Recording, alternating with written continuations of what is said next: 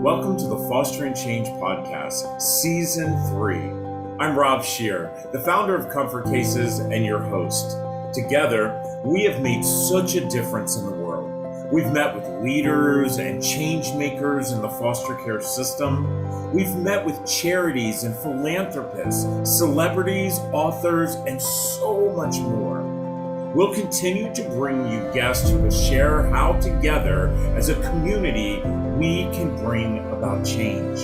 Welcome once again to Fostering Change.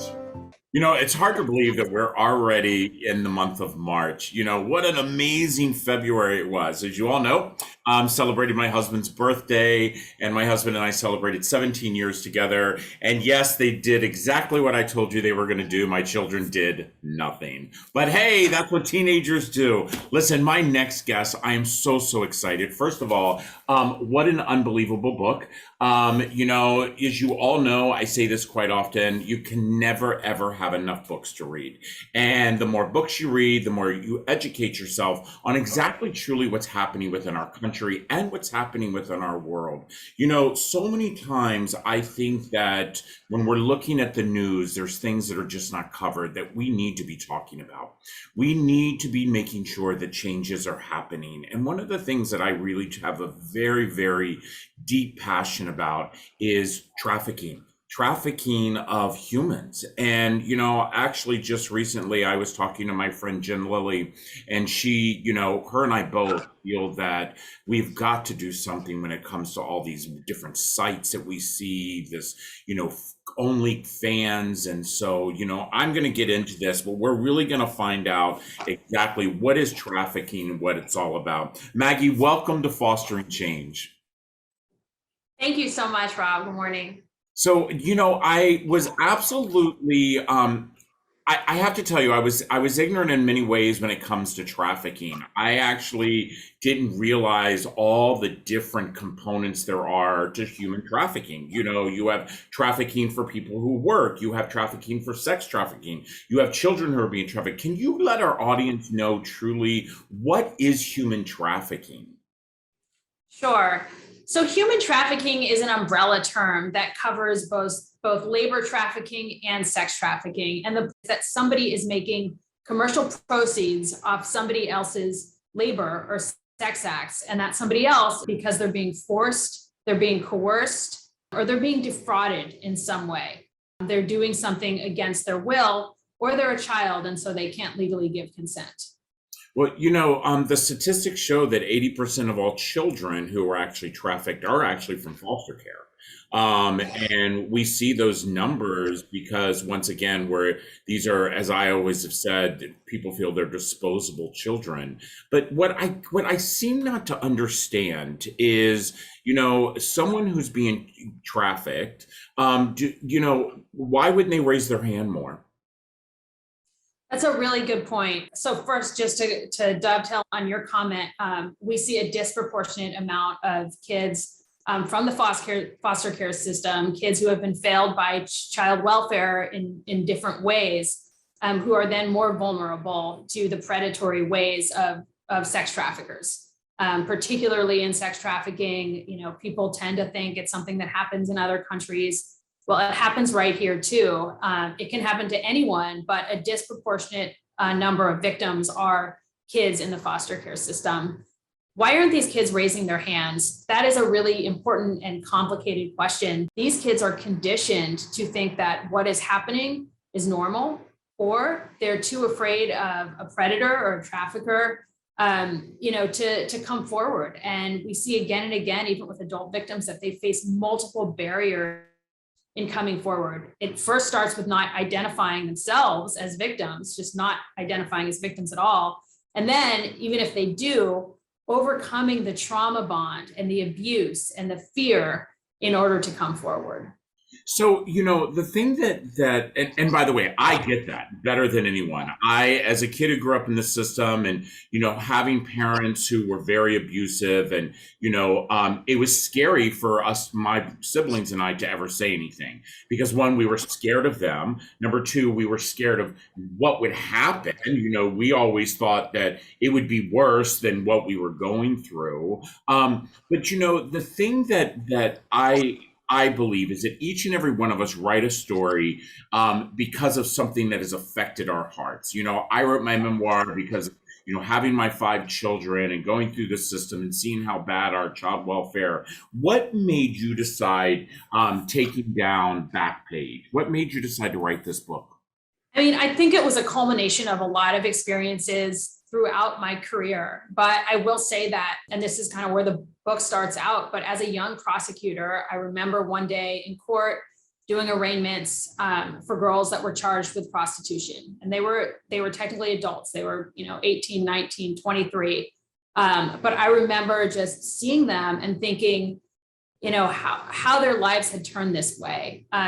Most of them were homeless. They didn't have addresses even listed on their booking information. Some of them didn't have IDs. None of them really had any property. Some of them didn't have emergency contacts. And I just thought, what led these people to this brutal place? And, where have we as a society, failed so badly? And that really became kind of a moment for me in my career, an inflection point as I continued to be a prosecutor and, served as a deputy DA and then a deputy attorney general and then a supervising deputy attorney general. I was really driven to, get our criminal justice system to do a better job, really identifying and supporting survivors, certainly not criminalizing them, but going after the systems that enabled this type of abuse. And that's where I got to Backpage, which at the time, was the biggest website in the world for trafficking children. I hear this quite often. I live right outside the DC area, and we know that, prostitution is one of the oldest women were earning money. And I hear so many people talk about it should be legalized. But after reading your book, I'm not going to say that I thought one way or the other. I will tell you now, there is no way in hell it should be legalized because I truly do believe that by legalizing prostitution is actually giving a free pass to those who are being sex trafficked. Do you feel like, is that what you're seeing more? Because, by the way, we're seeing it all over the country where state after state after state wants to legalize prostitution. Yeah, I think it's really concerning. If we were starting from scratch and everybody was equal and everybody was born with equal opportunities, maybe we could have some ideal situation where it could be okay. But the problem is we're not. We have what you described as these children who are, I think you use the term disposable children. With sex trafficking, this is like a purchasable class of people. We're basically saying that people, and if you look at who's out there, if you go to any track throughout the country, the people out there aren't really choosing freely to do this. They're in these dire circumstances. They might not have out a window at them. Oftentimes they do. But even those who don't, they're coming from very desperate situations. They have already survived a lot of times sexual abuse in the home. Many of them were runaways. Many of them, like you said, many of them are basically just doing whatever they can to survive. And so to kind of look at that and really get to know these people and say they're choosing this profession and this is a good way to make money, it just really doesn't comport with the reality going out there on the streets. So why do we see so many, and just like we have this issue in foster care, we call them the boomerang kids. Those are kids whose parents, they're constantly in and out of the system. Why do we also see that same exact thing when it comes to a lot of the adults who are being sex trafficked, that they're coming in and coming back out and they're coming in and I read a statistic that and I can't remember the number off the top of my head, but I was rather alarmed by the number of people that have done so well to get out of it, but then they turn around and go back to it. I've definitely seen how it can be a cycle and, it takes multiple times, multiple interventions for people to get out. But I've also, it has been such an honor throughout my career to work with really amazing resilience who have, changed how we look at this entire thing, because they've gotten out and because of their leadership. So, they are the inspiration and the truth that it can be done. But I think it's really hard. I mean, there's all these other factors that play into this. It is hard to survive out there. I mean, in California, we're in a total housing crisis. I mean, people can't afford rent, and people don't have enough money to put food on their table. And so looking at that, and that there's this way to make a buck out there that you've been conditioned to think is okay, that you've done again and again. I think it's easy for people to slide back into it.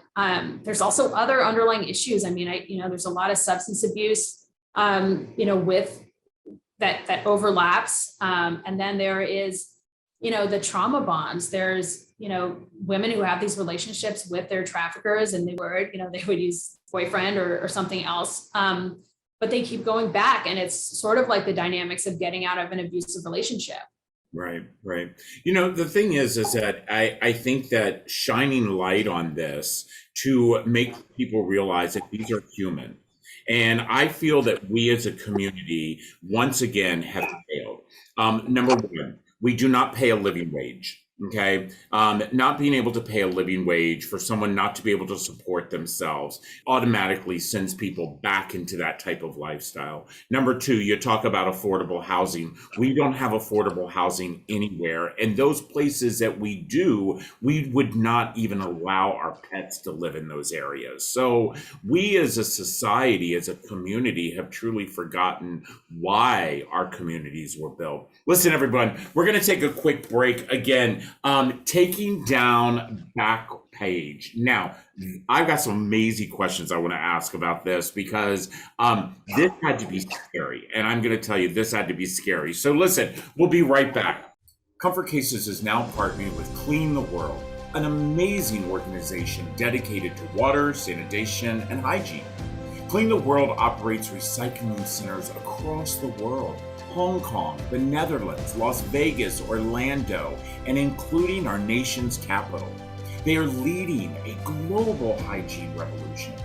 They are distributing recycled soap and hygiene products from more than 8,000 travel and hospitality partners.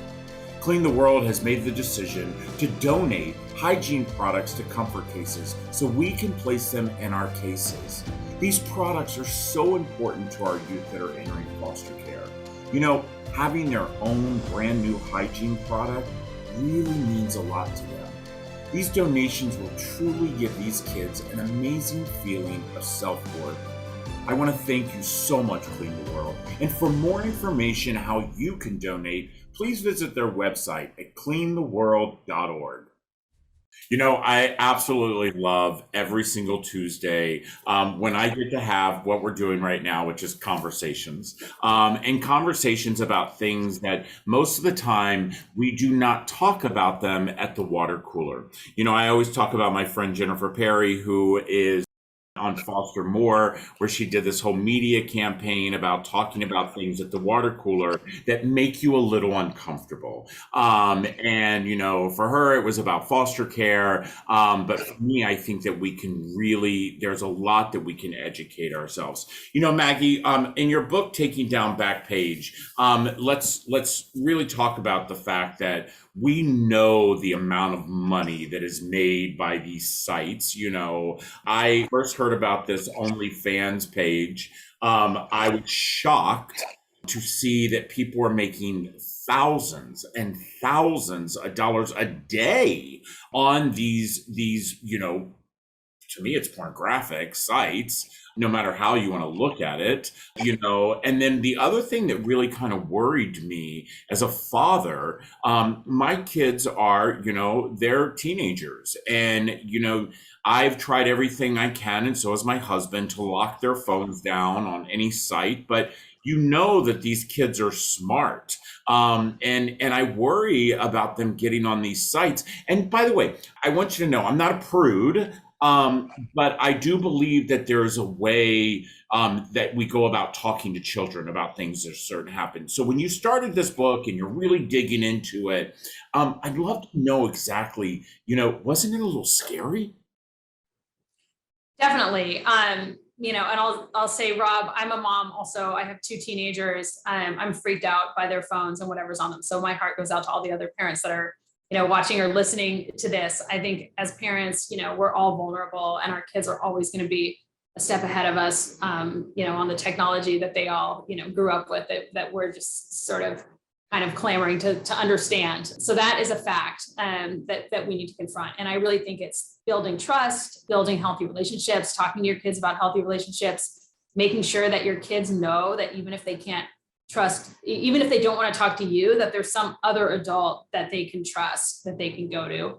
But in terms of your question and the case, sure, it was scary. I mean, there were times where I felt like, I was really going against the legal grain. I knew that it was going to be a big battle. I didn't know how the world would react. At the time, there was just a big effort to legitimize Backpage. The tide kind of turned. Luckily, I think it's turned. It's certainly the legal landscape has changed a little bit, with amendments to the Communications Decency Act that allow for the prosecution of sex trafficking, particularly in website cases. But I also think there's been a cultural shift, and back when I charged this case in 2016, that was before the Me Too movement. It was before a lot of the high profile sex trafficking cases really came to light. I mean, just over the past year or so, we've had, the prosecution of Maxwell, the partner of Epstein. We've had the prosecution of R. Kelly, and we've had the prosecution of Harvey Weinstein. We've had several high profile sex abuse prosecutions. And I think that helps shift the culture, that we become less tolerant as a society, that, more survivors feel comfortable coming forward and sharing their stories. And as a society, we say no more, that this isn't okay, that it doesn't matter how powerful someone is, they can't do this to someone else. That shift has kind of, shed a light and been helpful. But that didn't later. So in 2016, I was kind of on my own island there, going out on a limb against this, huge website. Yeah, I mean that alone right there, being by yourself and going against something, as I said, I can't imagine that you didn't have the best people in the world backing those sites. And so knowing the money that they were making, knowing that someone was going to come in and possibly shut them down, definitely would be a scary moment. You've done a lot. You opened up a Pandora's box in so many ways. But I think that one thing that I got from all of this is, and I say this quite often, you've given people the opportunity to tell their story and not to feel ashamed. And that is something I think that we as a society, as you said, in 2016, yes, all of a sudden we're seeing all this, this person's being charged, but I really think that it's given the opportunity for people to stand up and say, yeah, this happened to me and this wasn't my fault, and I'm not a bad person because, someone took advantage of me during a time in my life that instead what I needed was someone to pick me up, and with that, you actually work with a lot of nonprofits. So I want to know exactly what you're doing. I mean, you've taken this and now you're working with nonprofits. What are you doing with them? Yeah, I mean, 100%, Rob. I feel like the message that we sent with shutting down that site was that, hey, this isn't okay. And, the response that I've gotten from the survivor community has been really, really incredible. I mean, I get, messages on Twitter and other, just little things on social media. I had a book signing last week and a couple of people came by and, they weren't women I knew. And they were like, basically they said that they were sold on the website and they didn't realize they were victims at the time and just thanked me. And, that's incredibly meaningful to me that we were able to send this message. So those are the voices that I want to amplify. I mean, I hope that my book gives voice to people that have survived, these horrific experiences and are now doing other things with their lives, that they won't ever be, defined by the worst moments of their lives, but that they will use their power and use their voices. So, the fact that I can use this book to uplift other people is really meaningful to me. One of the organizations I've been working with is Three Strands Global Foundation. It's a nationwide nonprofit, but it's based here in California. And they do human trafficking prevention as one of their main tenets. So there's like a curriculum that they've developed. It's actually going to be rolled out for foster families, but it's already active in school districts across the country. And it basically gives kids the tools to protect themselves and protect each other from human trafficking. It's kind of some of the stuff we were talking about online awareness, and self-worth and self-value and all of that folded in. So I think that's really important. So that's certainly one of the. I love that idea, by the way. I truly do love that, because one of the things that I don't think that we talk enough about is about foster care. And so to be able to go into a school and start helping people and really educate them. We just had a case not long ago in the DC area where there was a family who was trafficking 3 women, and it was all for work. And these women were brought over here under false pretense, and they were sheltered in these homes and basically bounded and not to leave. I love the fact that you're doing something to educate people and to let them. What would you say the signs are, though, that we as humans, as we go through our everyday life, that we should be looking for? That's a great question.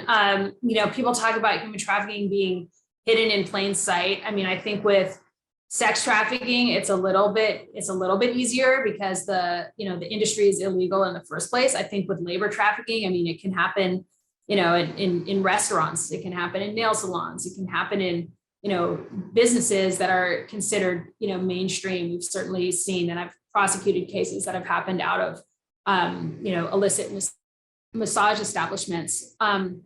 So that's why I think training is so important. I mean, there's certain industries that are most likely to interface with human trafficking victims, and they can really be prepared to look for signs. So like transportation workers, and you have Truckers Against Trafficking that's, training truckers throughout the country, what to look for at truck stops, that sort of thing. There's also healthcare workers, of course. There's a study that 80% of sex trafficking survivors go visit a health clinic or an emergency room at some point while they're being trafficked. So that's a tremendous opportunity for healthcare workers to be able to flag that. So what I say, so in terms of signs, I mean, I kind of feel that this is like industry specific, but for healthcare, signs of fatigue. If somebody shows up with a third party who seems overly controlling, lack of eye contact, certain kinds of tattoos, certain kinds of markings, signs of physical abuse. Those are things. At a nail salon, is there a back room? Is this a situation where employees are sleeping on site? Do people look like they don't have control over their wages? Whether documents are being withheld. I mean, that's not something you would necessarily know walking down the street, but it is something, with a little bit of kind of curiosity and a little bit of investigation. And then there's also a 1-800 number for the human trafficking hotline. So, anytime, you suspect human trafficking, you can text, be free. You can be connected with local service providers and also with law enforcement.